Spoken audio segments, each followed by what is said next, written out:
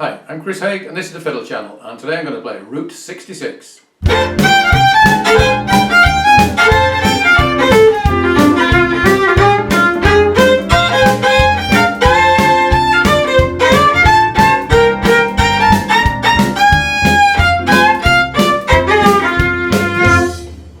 By the way, this song is a request for Robert Clift, so thank you for asking for this, Robert.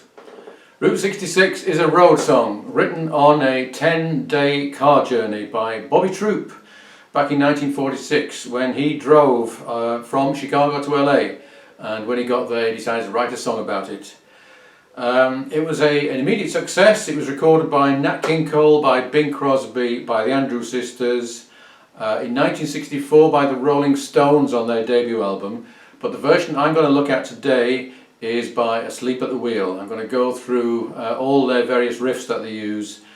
Let's start off with the basic Boogie bass line to give you a good idea of the chord structure.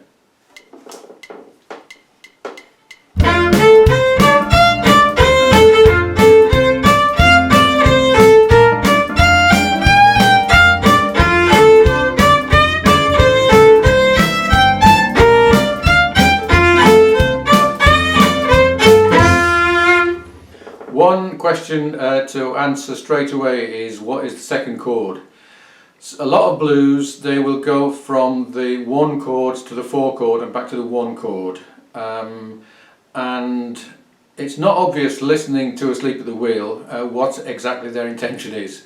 I think it's down to the piano player, and he sometimes appears to go to the 4 chord in bar 2 and sometimes stays on the 1 chord. So it doesn't matter a great deal, but if you're playing this with a band, then make sure you've sorted that out.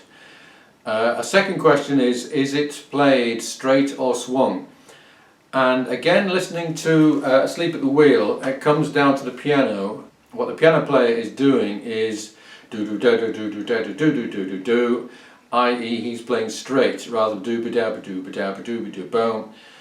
So it depends rather on who you're playing with and how they're playing, but try and sort out among yourselves, is this going to be played with the 8th note straight or swung? Because it'll make it a lot easier for you to slot in nicely. Let's next just look at the vocal melody, which is very simple and mostly based around the key notes, which in this case is F. Let's just listen to what it sounds like.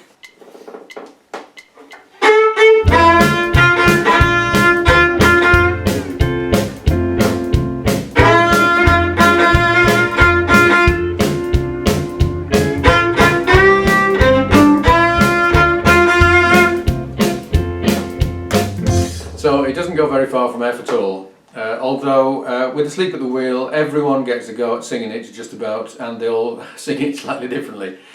Now if you listen to the fiddle, the first thing that the fiddle does is playing what you might call minimal chops. So it's just playing, again mostly on Fs, and it's doing a 1, 2, 3, 4...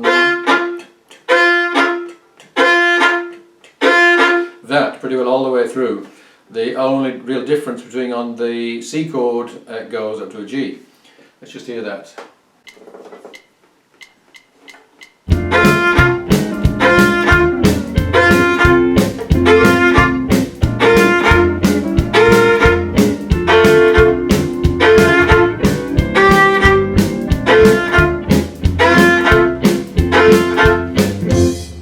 And if you want, you can add other notes to the F. So you could do, for the F, add a B flat above it for the B flat chord, and then for the C chord, put a C above the G. You could put a B flat above the F coming down, and a under the F there. So that's the kind of the minimum that you could do without getting in the way. Just add a little bit of rhythm to it. Now let's have a look at the lick that the fiddle does. And this is a 2-bar lick, and it comes after 2 bars, and it leaves 2 bars for the singing.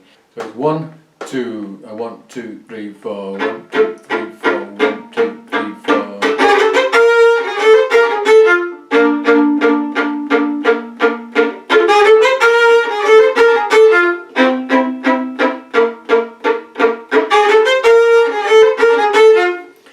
And I'm doing the A flat that note with my fourth finger,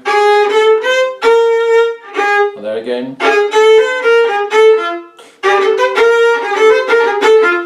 So in fact it's exactly the same 3 times, and that is a useful thing to know with this kind of blues, that if you place a lick there, then the chances are you'll be able to use exactly the same one 3 times.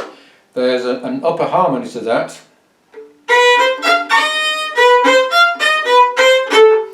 So that's first finger playing a B, or as I've written it, a C flat. So that's 1, 2, 1, 4.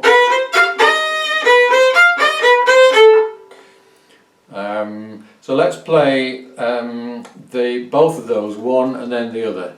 So if you were playing this in a band, then one other instrument would probably take the harmony. But if you were the only melody instrument, then you could play one and then the other.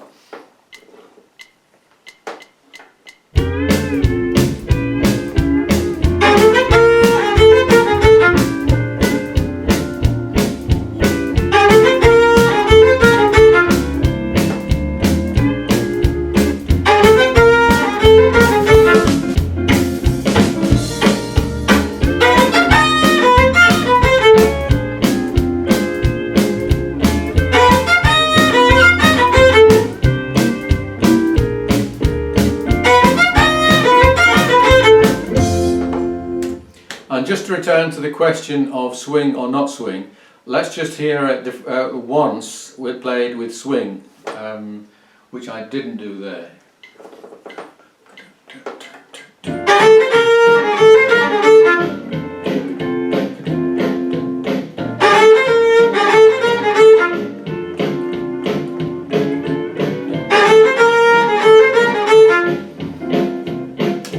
And to me, with my backing, which doesn't have that piano, it still sounds better straight, I think, than swung. We then go on to a riff on the pedal steel, another nice one, and that is 1, 2, 3, 4, 2, 2, 3, 4. 1, 2, 3, 4, 1, 2, 3, 4. 1, 2, 3, 4, 1, 2, 3, 4. So again, it's the same position. It's a 2-bar lick coming after 2 bars, and it happens 3 times within the blues sequence, and it's identical. But you can play it up an octave if you want, and I'll play it twice now, and I'll do it up the octave the second time round.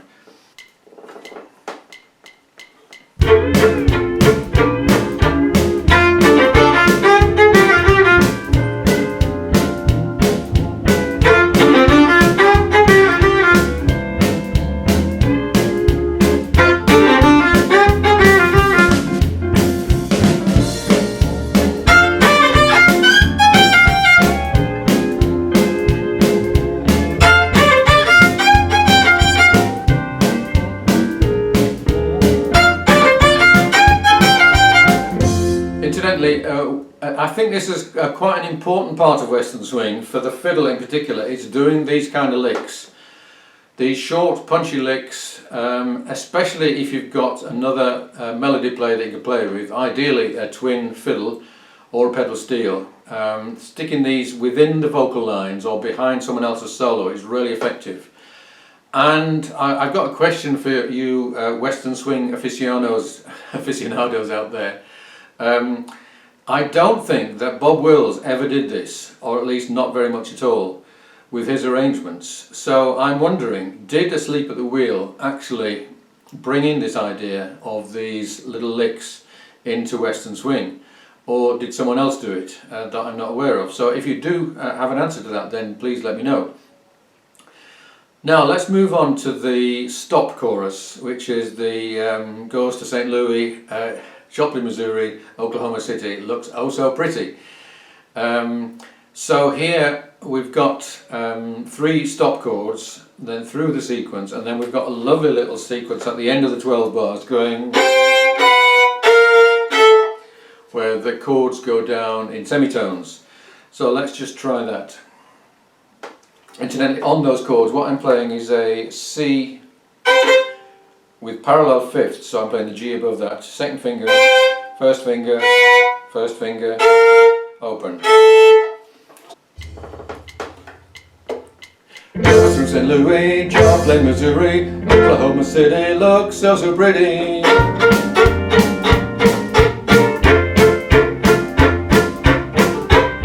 And here we go.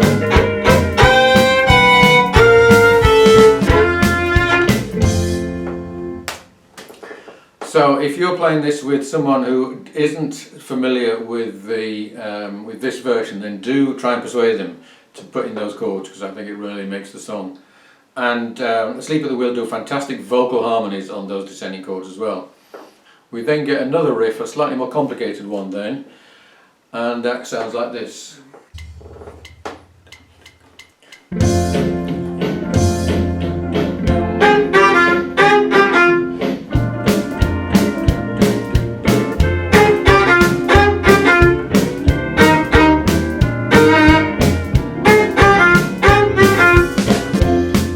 That one again is positioned after 2 bars, and it's 2 bars long, and it happens 3 times, but we've also got that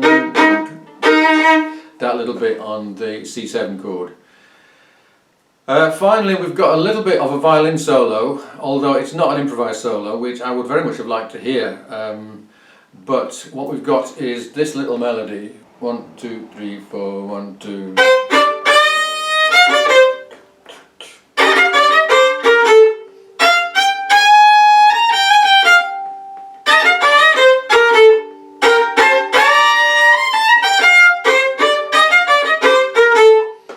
So it's just a simple little lick, repeated 3 times again, but with a bit of variation. I'll go through it slowly.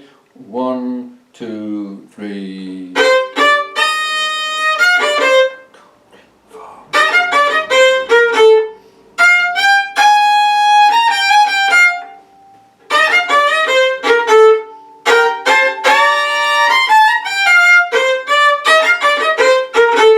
That bit of harmony in bar 106 is using scale of sixths.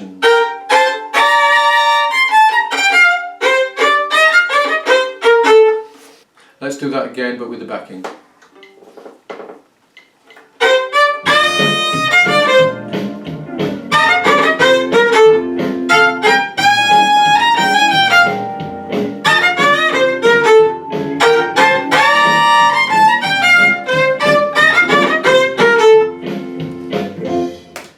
So that one would be quite nice played in unison with someone else or in harmony with someone else, but it's not an improvised solo.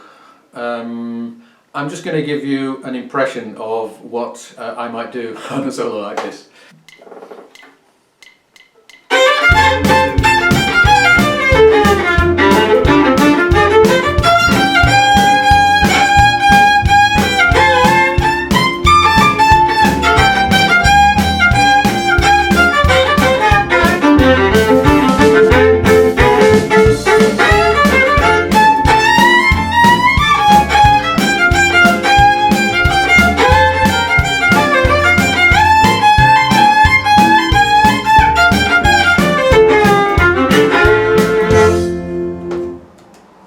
So there I was mostly using F major blues scale, up and down, and I do have a video all about the major blues scale. So thank you for watching. I hope you enjoyed this. There's a lot to get your teeth into here. If you'd like a copy of all these dots, then do subscribe and send me an email. I'll play you out with a few more times round. See you again soon.